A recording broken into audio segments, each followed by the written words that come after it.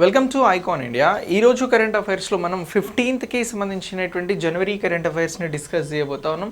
ఈ 15th జనవరి current అఫైర్స్కి సంబంధించి ఆకాష్ క్షిపణి ప్రయోగం అనేది జరిగింది. ఈ క్షిపణిని ఎవరు ప్రయోగించారు, ఎక్కడి నుంచి ప్రయోగించారు, ఈ క్షిపణికి ఉన్నటువంటి ప్రత్యేకతలు ఏమిటి అనేది మనం క్లాస్లో ఇక్కడ నేర్చుకుంటాం. ఇక నెక్స్ట్ గోల్డెన్ గ్లోబ్ అవార్డ్స్ అనేవి అనౌన్స్ చేయడం జరిగింది. ఎన్నవ గోల్డెన్ గ్లోబ్ అవార్డ్స్ అనేటువంటి అంశము, అలాగే అవార్డ్స్ ఎవరికి ప్రధానంగా రావడం జరిగింది, ఎక్కువగా ఏ మూవీకి వచ్చాయి అనేటువంటి అంశాలను ఇక్కడ నేర్చుకుంటాం. ఇక సంసద్ రత్న అవార్డ్స్ అనేవి 2024కి సంబంధించి అందజేయబోతా ఉన్నారు. ఈ సంసద్ రత్న అవార్డ్స్ దేనికి సంబంధించినవి, ఇవి ఎందుకు ఇస్తారు అనేటువంటి అంశాలను మనం ఇక్కడ నేర్చుకోవడం జరుగుతుంది. ఇక నెక్స్ట్ ధరణి పోర్టల్పై ఒక ప్రత్యేకమైనటువంటి కమిటీని ఏర్పాటు చేయడం జరిగింది. ఎందుకోసం ఈ కమిటీని ఏర్పాటు చేశారు, కమిటీలో ఉన్నటువంటి సభ్యులు ఏంటి అనేటువంటి అంశాలతో పాటు ఇతర అంశాలు, వ్యాపారం, ఇంటర్నేషనల్ రిలేషన్లో ఉన్నటువంటి ఇతర అంశాలను గురించి కూడా ఈ క్లాస్ ద్వారా నేర్చుకుంటాం. సో ఈ క్లాస్కి సంబంధించి మీరు ఒక లైక్ చేసి షేర్ చేయండి. ఇక ఈ మనం ఐకాన్ ఆర్కే మెంటర్షిప్ అనేటువంటి 2024 కార్యక్రమాన్ని తీసుకురావడం జరుగుతూ ఉంది. ఈ కార్యక్రమం ద్వారా ఒక 100 రోజుల ప్రణాళికతో మీకు ఉన్నటువంటి గ్రూప్ 1, గ్రూప్ 2, ఈఓ, సిడిపిఓ ఎగ్జామ్స్కి సంబంధించినటువంటి స్పెషల్ స్ట్రాటజీస్ని ఇస్తూ, అలాగే షెడ్యూల్స్ని ఇస్తూ, సిలబస్ని మొత్తం బైఫర్కేట్ చేసి షెడ్యూల్స్ని ఇస్తూ, ఆ షెడ్యూల్స్తో పాటు మీకు మెటీరియల్ అనేది అందజేస్తూ, ఆ మెటీరియల్లో మీరు చదువుకునేటువంటి లెసన్స్కి చాప్టర్ వైజ్గా ఎగ్జామ్స్ని కండక్ట్ చేస్తూ, ఆ ఎగ్జామ్స్కి వీడియో ఎక్స్ప్లెనేషన్ అనేది ఈ కోర్సెస్ ద్వారా మీకు ఇవ్వడం జరుగుతుంది. ఈ కోర్సెస్ కోసం మీరు ఐకాన్ ఇండియా యాప్ని డౌన్లోడ్ చేసుకోండి. యాప్ ద్వారా మీరు ఈ కోర్సెస్ని పొందవచ్చు. ఓకే, ఇక మీకు ఏమైనా క్వైరీస్ ఉన్నా, డౌట్స్ ఉన్నా 9701162369 అనేటువంటి నెంబర్కి కాలర్ మెసేజ్ చేయండి. సో ఇక మనం ఈరోజు క్లాస్లో ముందుగా డిస్కస్ చేయబోతున్నటువంటిది ఆకాష్ క్షిపణి ప్రయోగము అని అంటున్నాం. సో ఈ ఆకాష్ క్షిపణి ప్రయోగం దేనికి సంబంధించింది, ఇటీవల ఎవరు చేశారు అని మిమ్మల్ని క్వశ్చన్ అడుగుతారా. ఆకాష్ క్షిపణి ప్రయోగం అనేటువంటిది మనకి ఏ పాయింట్ ఆఫ్ వ్యూలో ఉపయోగపడుతుంది సార్ అని అంటే ఇది. సో ఈ క్షిపణి ప్రయోగం అనేది మనకి సైన్స్ అండ్ టెక్నాలజీ, అలాగే డిఫెన్స్ పాయింట్ ఆఫ్ వ్యూలో ఉపయోగపడుతుంది రా. ఆకాష్ క్షిపణి ప్రయోగం ఇటీవల ఎక్కడి నుంచి జరిగింది అని అంటే మనం చెప్పాల్సినటువంటి ఆన్సర్ ఇగో ఇది ఒడిషాలోని చాందీపూర్ నుంచి దీని ప్రయోగం అనేది జరిగిందిరా. ఎక్కడి నుంచి అని అంటున్నాం, ఒడిషాలో చాందీపూర్ అనేటువంటి ప్రాంతం ఉన్నది. ఇగో ఈ ప్రాంతంలో ఇంటిగ్రేటెడ్ టెస్ట్ రేంజ్ అనేది ఒకటి ఏర్పాటు చేయడం జరిగింది. ఏమని అంటున్నాం, ఇంటిగ్రేటెడ్ టెస్ట్ రేంజ్ అని అంటున్నాం. ఇగో ఈ ఇంటిగ్రేటెడ్ టెస్ట్ రేంజ్ నుంచి ఈ ప్రయోగం అనేది జరిగింది. సో మరి ఈ ఆకాశ్ క్షిపణిని ప్రయోగించింది ఎవరు అని అంటారు, దీన్ని ప్రయోగించింది DRDO, defence research development organisation ద్వారా ఇగో దీని ప్రయోగం అనేది జరిగింది. సో ఇది డిఆర్డిఓ ద్వారా రూపొందించబడినటువంటి క్షిపణి లేదా మిసైల్ అని చెప్పేసి మీరు గుర్తుంచుకోవాల్సి ఉంటుంది. హై స్పీడ్లో వెళ్ళేటువంటి అన్మాన్డ్ వెహికల్స్ అంటే డ్రోన్స్ని ఇది ఛేదించగలుగుతుంది. ఆ పవర్స్ ఈ ఆకాష్ క్షిపణికి ఉన్నవి అని గుర్తుంచుకోవాలి. సో ఇది ఏ లక్ష్యాలను ప్రధానంగా ఛేదిస్తుంది అని అంటే హై స్పీడ్లో వెళ్ళేటువంటి ఏమంటున్నాం క్షిపణులకి సంబంధించి, హై స్పీడ్కి సంబంధించినటువంటి డ్రోన్స్, వీటినే మనం అన్మాన్డ్ వెహికల్స్ అని అంటాం రా. ఇలాంటి వాటితో భారతదేశంపై ఎవరైనా దాడి చేస్తున్నారనుకోండి, సో ఇలా ఆ డ్రోన్స్ని కూల్చడంలో ఇవి చాలా క్లియర్గా వ్యవహరిస్తుంది. అలా వ్యవహరించేదే ఆకాష్ క్షిపణి అని చెప్పేసి గుర్తుంచుకోండి. మరి ఈ క్షిపణికి సంబంధించినటువంటి లక్ష్యాలు అనేవి భూమి నుంచి, ఎక్కడి నుంచి అని అంటున్నాం రా, surface to air. Ego surface to air లక్ష్యాలను ఇది ఛేదించగలుగుతుందా లేదా అని అంటారు.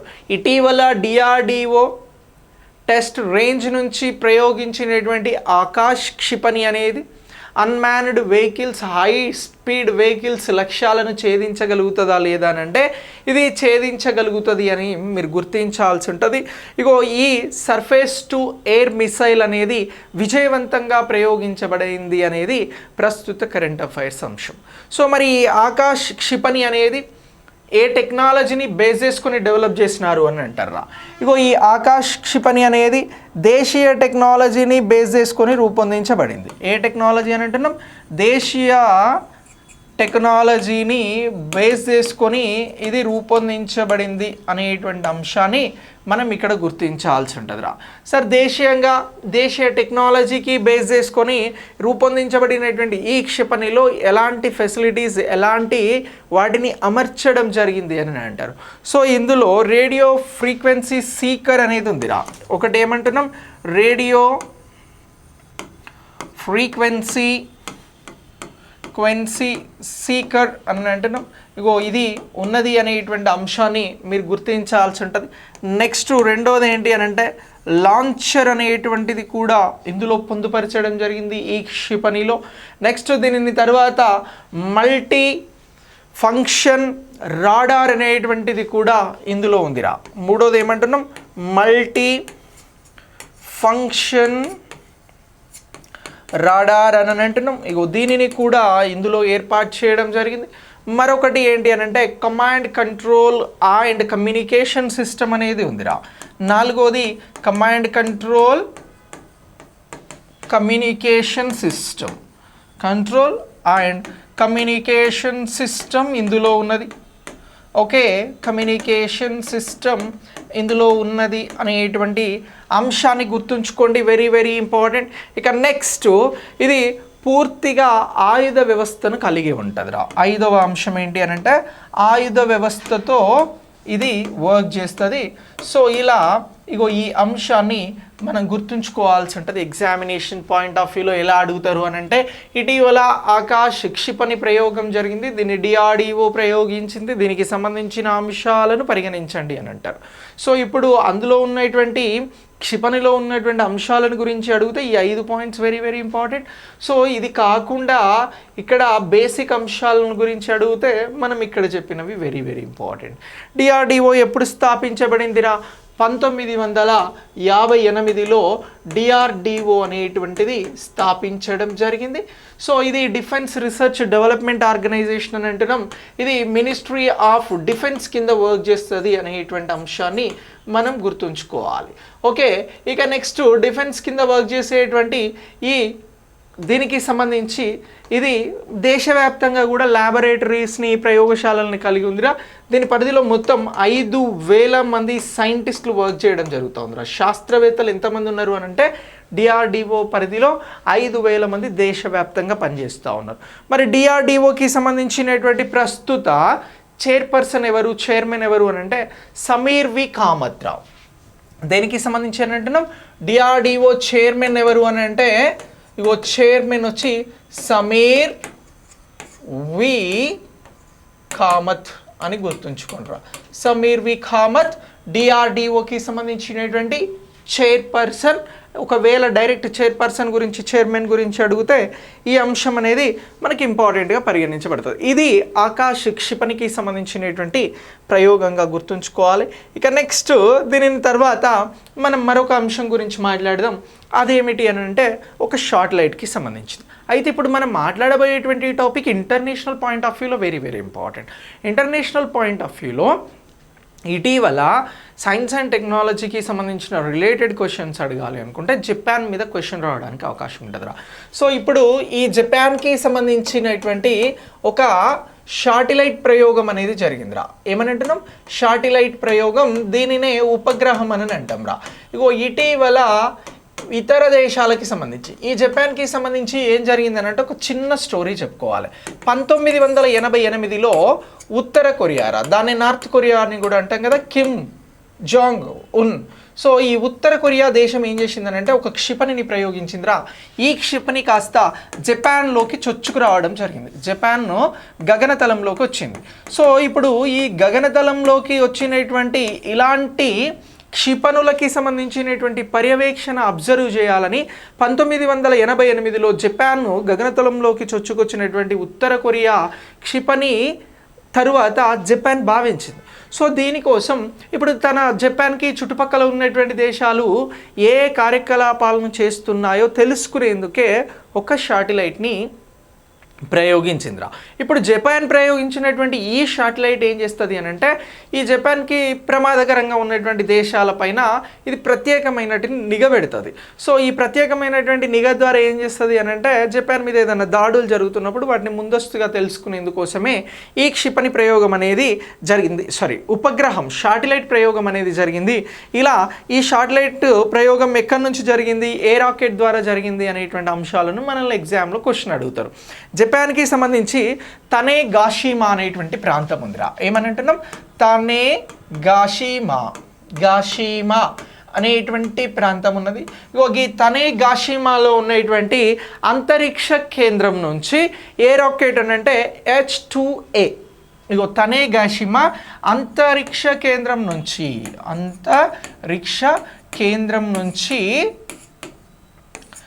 H2A అనేటువంటి రాకెట్ ద్వారా ఒక నిఘా అంటే ఏమని అంటున్నాం నిఘాకి సంబంధించి రాకెట్ ద్వారా నిఘా విభాగానికి సంబంధించిన ఉపగ్రహాన్ని ప్రయోగించడం జరిగిందిరా. సో ఇలా ఈ ఉపగ్రహం గురించి మిమ్మల్ని క్వశ్చన్ అడిగారు అనుకోండి, సో దేనిని గురించి అని అంటే జపాన్ గురించి చెప్పాలి. తనేగాషిమా అంతరిక్ష కేంద్రం నుంచి H2A రాకెట్ ద్వారా జపాన్ ప్రయోగించిన ఉపగ్రహ పనితీరు ఏమిటి అని అంటే ఇది చుట్టుపక్కల దేశాలకి సంబంధించినటువంటి కదలికలపైన నిఘా కోసం పనిచేస్తుంది అనేటువంటి అంశాన్ని గుర్తుంచుకోవాలి. ముఖ్యంగా నార్త్ కొరియాకి సంబంధించినటువంటి అంశాలను ఇది పర్యవేక్షిస్తుంది అనేది ఇక్కడ మనం క్లియర్గా అబ్జర్వ్ చేసి గుర్తుంచుకోవాల్సినటువంటి అంశం. అయితే ఇప్పుడు జపాన్ ఇలాంటి స్పై లేదా నిఘాకి సంబంధించినటువంటి శాటిలైట్లని ఒక 10 ఉపగ్రహాలని తయారు చేయబోతా ఉందిరా. ఇలా ఇంకొక 10 ఉపగ్రహాలు అవసరం అని చెప్పేసి జపాన్ భావించడం జరుగుతూ ఉంది. ఇలా మరో 10 ఉపగ్రహాలను ఇది ఏం చేయబోతా ఉంది అని అంటే ప్రయోగించాలి అని చెప్పేసి సిద్ధంగా ఉంది. అయితే ఈ ప్రయోగించేందుకు కొంత అడ్వాన్స్డ్ రాకెట్ కావాలి అని ఇప్పుడు H2A నుంచి చేసింది. H2A కాకుండా నెక్స్ట్ H3 అనేటువంటి రాకెట్ని కూడా డెవలప్ చేస్తూ ఉందిరా. ఏ రాకెట్ అని అంటున్నాం? H3 రాకెట్ని డెవలప్ చేస్తూ ఉంది అనేటువంటి అంశాన్ని కూడా మీరందరూ గుర్తుంచుకోవాల్సి ఉంటుంది. ఇది మనకి సైన్స్ అండ్ టెక్నాలజీ కానీ ఇంటర్నేషనల్ పాయింట్ ఆఫ్ వ్యూలో కానీ మన దేశం నుంచి కాకుండా వేరే దేశంలో మీకు ఎంత నాలెడ్జ్ ఉంది అంతరిక్షానికి సంబంధించి ఉపగ్రహాలకి సంబంధించి అన్నప్పుడు ముఖ్యమైనటువంటి అంశంగా ఉపయోగపడుతుంది. ఇక నెక్స్ట్ గోల్డెన్ గ్లోబ్ అవార్డ్స్ గురించి మాట్లాడదాం రా. సో గోల్డెన్ గ్లోబ్ అవార్డ్స్ని ఇటీవల ప్రదానం చేయడం జరిగిందిరా. గోల్డెన్ గ్లోబ్ అవార్డ్స్ అని అంటున్నాం. సో ఇప్పుడు ఈ గోల్డెన్ గ్లోబ్ అవార్డ్స్ అనేవి ఫిలిమ్స్కి సంబంధించి సినిమా రంగానికి సంబంధించి అంతర్జాతీయ గుర్తింపుతోటి ఉన్నటువంటి అవార్డ్స్ ఈ గోల్డెన్ గ్లోబ్ అవార్డ్స్ రా. మరి ఈ గోల్డెన్ గ్లోబ్ అవార్డ్స్కి సంబంధించి ఎన్నవ గోల్డెన్ గ్లోబ్ అవార్డ్స్ని ఇటీవల ప్రదానం చేశారు అని ఇక్కడ క్వశ్చన్ వచ్చింది అనుకోండి. సో 2024లో ప్రదానం చేసినటువంటి అవార్డ్స్ అనేవి ఇవి 81వ అవార్డ్స్గా గుర్తుంచుకోవాలరా. 81వ అవార్డ్స్ అని చెప్పేసి గుర్తుంచుకోండి. ఇలా గుర్తుంచుకుంటే దీనికి సంబంధించి మనకు 1 మార్క్ వస్తుంది. సో మరి ఈ అవార్డ్స్ ఫంక్షన్ ఎక్కడ జరిగింది సార్ అంటే యూఎస్ఏకి సంబంధించి అమెరికా కాలిఫోర్నియాలో జరిగిందిరా. ఎక్కడ అని అంటున్నాం? యూఎస్ఏ కాలిఫోర్నియాలో. అమెరికాకి సంబంధించినటువంటి కాలిఫోర్నియాలో ఈ అవార్డ్స్ ఫంక్షన్ అనేది జరిగింది. సో ఇలా ఈ అవార్డ్స్కి సంబంధించినటువంటి విజేతలను ఎంతమంది ఎంపిక చేశారు అని అంటే ఒక 300 మంది అవార్డుకి సంబంధించినటువంటి విజేతలను ఎంపిక చేయడానికి విజేతల ఎంపిక కోసం ఇది ఒక ప్యానల్ రా. ఎంపిక ప్యానల్గా దీన్ని గుర్తించడం జరుగుతూ ఉంది. సో ఇలా ఒక 300 మంది హాలీవుడ్ ఫారిన్ ప్రెస్కి సంబంధించి ఏమని అంటున్నాం? ఈ 300 మందిని హాలీవుడ్ ఫారిన్ ప్రెస్ అని అంటున్నాం రా. హాలీవుడ్ మీకు తెలుసుగా, మన తెలుగు టాలీవుడ్, హిందీ బాలీవుడ్, ఇంగ్లీష్ అంతా కూడా హాలీవుడ్. ఈ హాలీవుడ్కి సంబంధించినటువంటి ఫారిన్ ప్రెస్ ద్వారా ఏం జరిగింది అని అంటే ఈ ఎంపిక జరిగింది, విజేతల ఎంపిక. మరి ఈ విజేతల ఎంపికకి సంబంధించి ఓటింగ్ ద్వారా వీరి ఎంపిక ప్రక్రియ జరిగింది. ఈ ఇటీవల 81వ గోల్డెన్ గ్లోబ్ అవార్డ్స్లో ఎక్కువ అవార్డ్స్ను పొందిన చిత్రం ఏది అని అంటారా.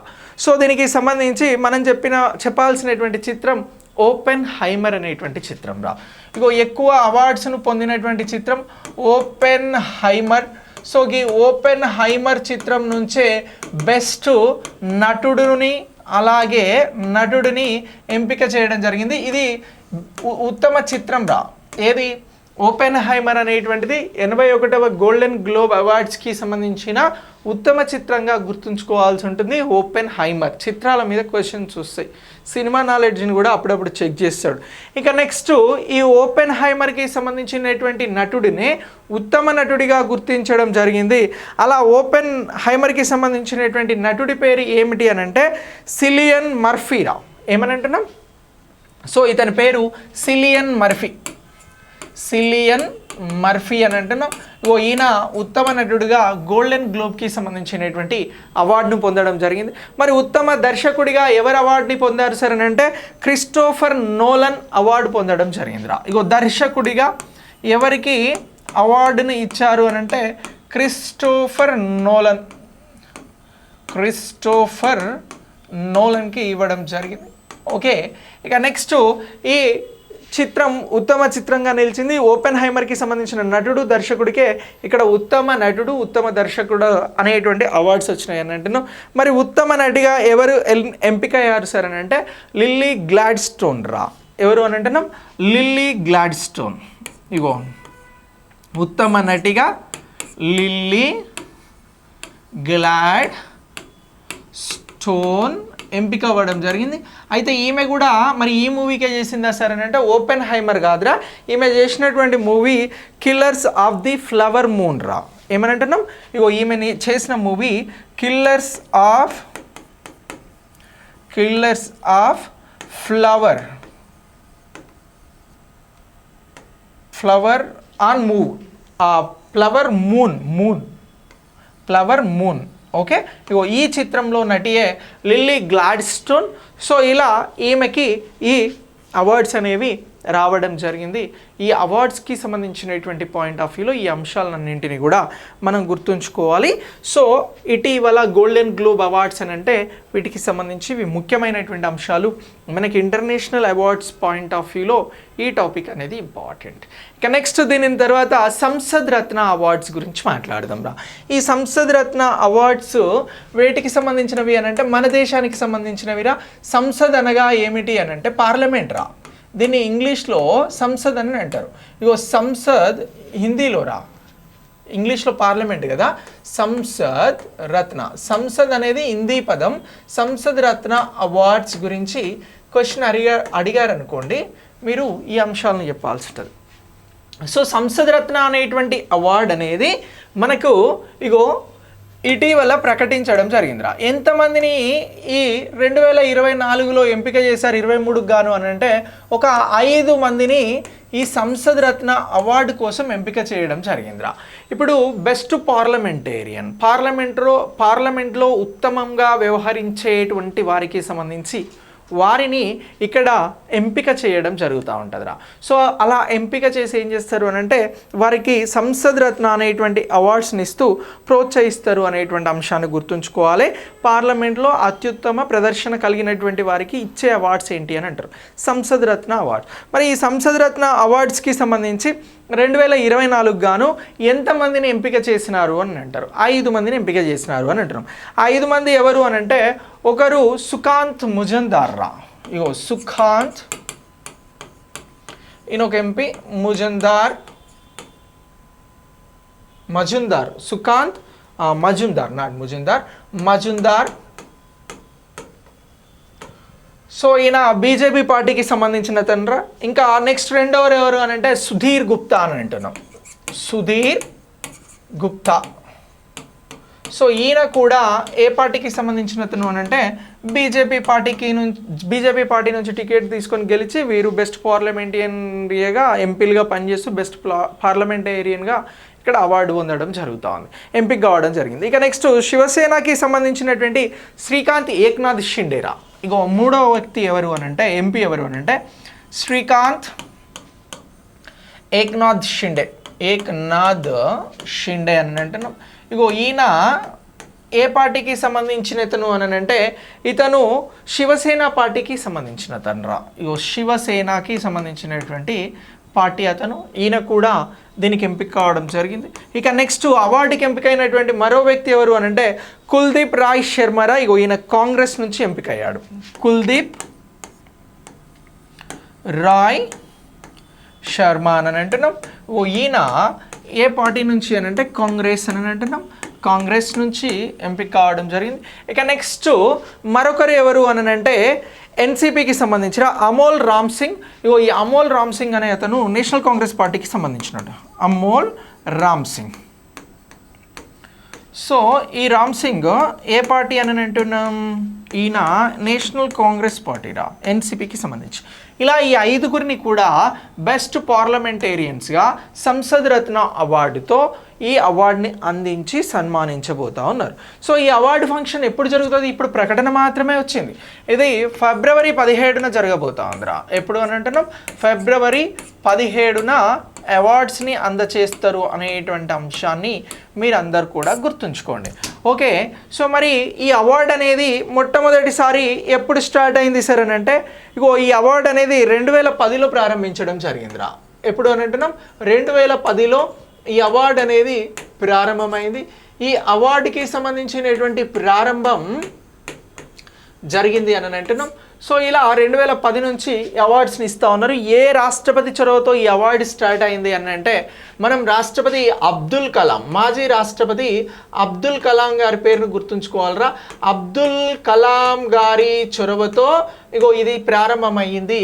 సో ఇలా సంసద్ రత్న అవార్డ్స్ని వస్తూ ఉన్నారు 2010 నుంచి. సో ఈ అవార్డుని ఇవ్వడంలో చెన్నైకి సంబంధించినటువంటి ఒక ఫౌండేషన్ ఉందిరా. ఆ ఫౌండేషన్ ఏంటి అని అంటే ప్రైమ్ పాయింట్ అనేటువంటి ఫౌండేషన్ ద్వారా ఈ అవార్డ్స్ అనేవి స్టార్ట్ అయినాయిరా. దేనికి సంబంధించి అని అంటున్నాం? చెన్నైకి సంబంధించినటువంటి ప్రైమ్ ఫౌండేషన్ సంస్థ ద్వారా ఈ అవార్డ్స్ అనేవి ప్రారంభం కావడం జరిగింది అని చెప్పేసి గుర్తుంచుకోండి.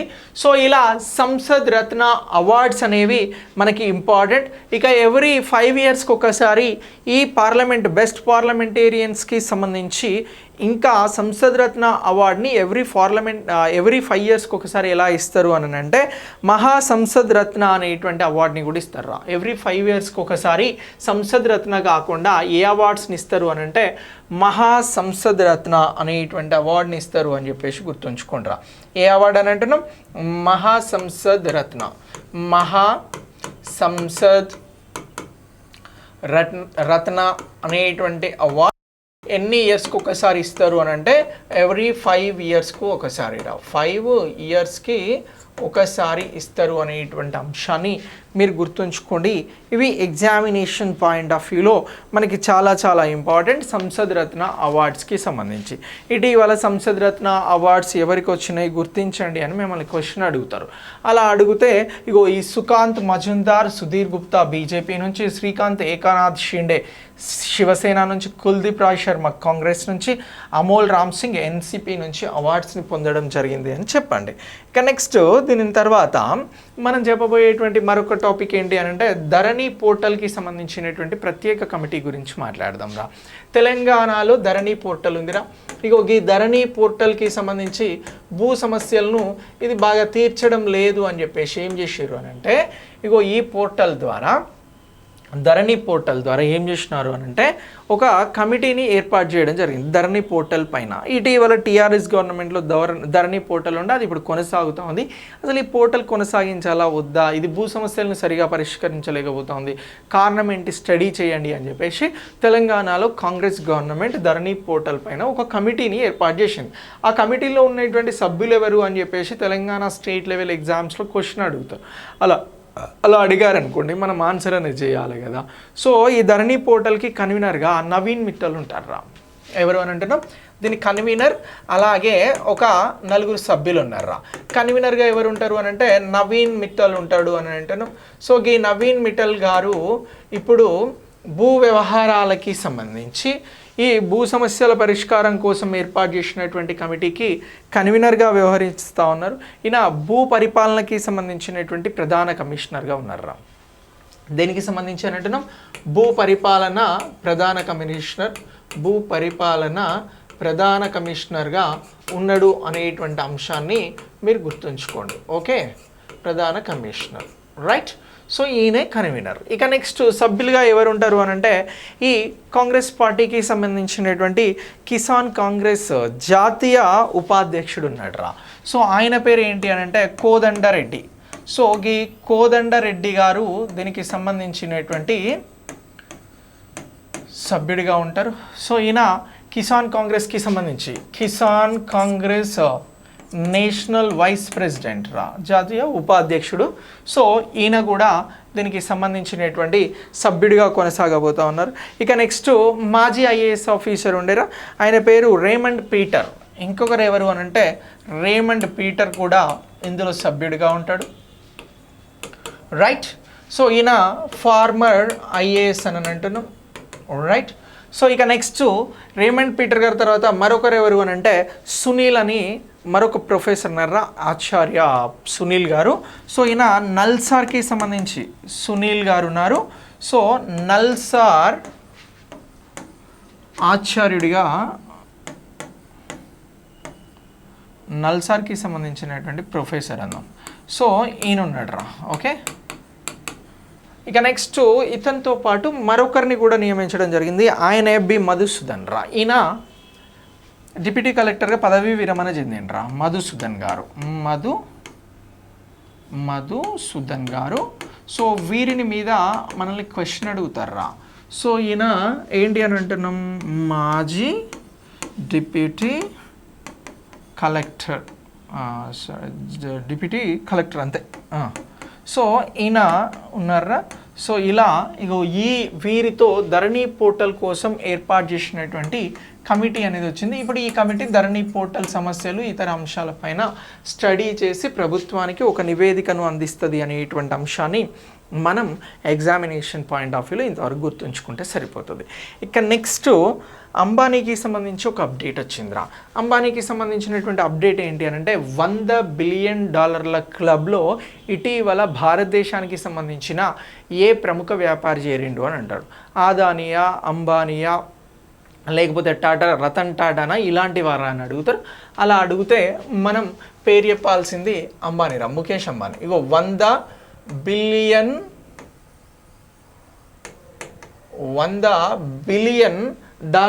క్లబ్లో చేరాడరా. క్లబ్ అని అంటున్నాం. సో ఇందులో చేరింది ఎవరు అని అంటున్నాం, ముఖేష్ అంబానీ గారు. సో ఈ ముఖేష్ అంబానీ గారు ఇందులో చేరారు అనేటువంటి అంశాన్ని మనం గుర్తుంచుకోవాలరా. ముఖేష్ అంబానీ ఇటీవల $100 బిలియన్ క్లబ్లో చేరారు. అంబానీ గారు చేరారు. ఈయనకి $100 బిలియన్ ఈ $100 బిలియన్ సంబంధించినటువంటి క్లబ్లో ఈయన చేరడం జరిగింది అని చెప్పాలి. సో మరి ప్రపంచవ్యాప్తంగా ఇలా $100 బిలియన్ కలిగినటువంటి వారు ఎంతమంది ఉన్నారంటే కేవలం 10 మందే ఉన్నారా. సో ఆ 10 మందిలో ఒకరు ఎవరు అని అంటే ఇప్పుడు ముఖేష్ అంబానీ. ఎందుకు ఇట్లా పెరిగింది అని అంటే ఇటీవల రిలయన్స్కి సంబంధించినటువంటి షేర్స్ బాగా పెరిగినాయంటారా.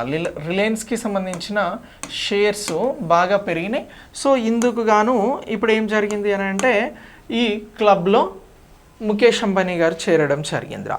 ఇక నెక్స్ట్ ఇప్పుడు ఫోర్బ్స్కి సంబంధించినటువంటి రియల్ టైం ప్రకారం అంబానీ సంపద ఎంత అనంటే $100 బిలియన్ కంటే ఎక్కువగా ఉందిరా.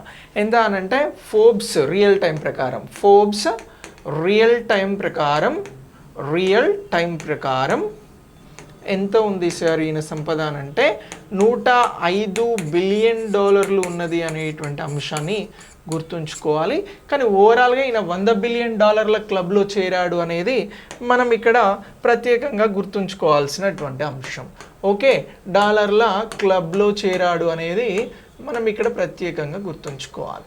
ఓకే, సో ఇలా ఈ రిలయన్స్కి సంబంధించిన ముఖేష్ అంబానీ గురించి మనం ప్రత్యేకంగా గుర్తుంచుకోవాల్సి ఉంటుందిరా. ఇక ఈయన ఆసియాలో ఇప్పుడు అగ్రస్థానంలో ఉన్నాడు రా. ఏమని అంటున్నాం, ఆసియాలో అగ్రస్థానంలో అగ్రస్థానంలో కొనసాగుతూ ఉన్నాడు. Okay right. ఇక ప్రపంచంలో ఓవరాల్గా 11వ స్థానంలో ఉన్నాడు.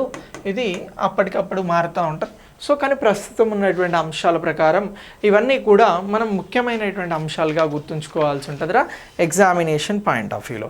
ఇక నెక్స్ట్ matrimony.com ద్వారా చాలా మోసాలు జరుగుతూ ఉన్నాయిరా. పెళ్ళి చేసుకుంటామని, అమ్మాయి ఉందని, అబ్బాయి ఉందని, ఇలాంటి మోసాలు matrimony.comలో బాగా జరుగుతూ ఉన్నాయి. అయితే ఈ matrimony.comకి సంబంధించి ఇప్పుడు సేఫ్ మ్యాట్రిమోనీ అనేటువంటి ఒక ప్రచారాన్ని స్టార్ట్ చేయడం జరిగిందిరా. ఏమనంటున్నాం, సేఫ్ మ్యాట్రిమోనీ ప్రచారం అనేది స్టార్ట్ అయింది. సో ఈ సేఫ్ మ్యాట్రిమోనీ గురించి ఒక అంశాన్ని గుర్తుంచుకోండి. సేఫ్ matrimony.com మ్యాట్రిమోనీ అనేది ఒకటి ఉందిరా. ఇగో ఈ ప్రచారాన్ని ఇటీవల ప్రారంభించారు. ఎందుకు, పెళ్ళిళ్ళ విషయంలో మోసపోతూ ఉన్నారు, చాలామంది కంప్లైంట్స్ ఎక్కువగా వస్తున్నాయి అనేటువంటి ఈ విధానాన్ని తగ్గించేందుకు సేఫ్ మ్యాట్రిమోనీ అనేది తీసుకొచ్చారు. ఈ సేఫ్ మ్యాట్రిమోనీకి ఇటీవల ప్రచారకర్తగా ఎవరు నియమించబడ్డారు అని అంటారా? సింపుల్ క్వశ్చన్, ప్రచారకర్త ఎవరు అని అంటారు. ఈ సేఫ్ మ్యాట్రిమోనీ గురించి క్యాంపెయిన్ చేసేందుకు ఎవరు నియమించబడ్డారు అని అంటే విద్యా బాలన్.